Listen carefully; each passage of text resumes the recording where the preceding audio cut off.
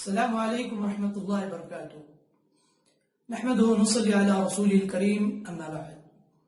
معزز ناظرین و سامعین، قربانی کرنے والوں کے لیے نبی کریم صلی اللہ علیہ وسلم نے یہ پیغام سنایا ہے کہ جو لوگ قربانی کا ارادہ رکھتے ہیں انہیں چاہیے کہ ذی الحجہ کے چاند نظر آنے کے بعد سے لے کر قربانی کرنے تک اپنے بال نہ کاٹے اور ناخن نہ تراشے۔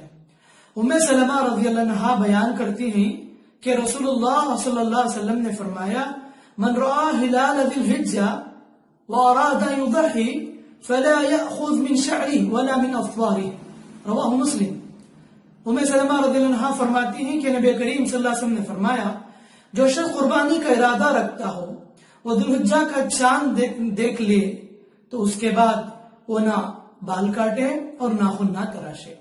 تو لہٰذا جو ارادہ رکھتا ہے اسے چاہیے کہ بال اور ناخن نہ کاٹے، کب؟ چاند نظر آنے سے لے کر قربانی کرنے تک۔ البتہ ان کے گھر والے یعنی جن کی طرف سے قربانی کی جاتی ہے اگر وہ ناخن تراشتے ہیں، حجامت کرواتے ہیں تو اس میں کوئی حرج نہیں، لیکن جو سرپرست ہے جو قربانی کا ارادہ رکھتا ہے اسے چاہیے کہ ان چیزوں سے دور رہے۔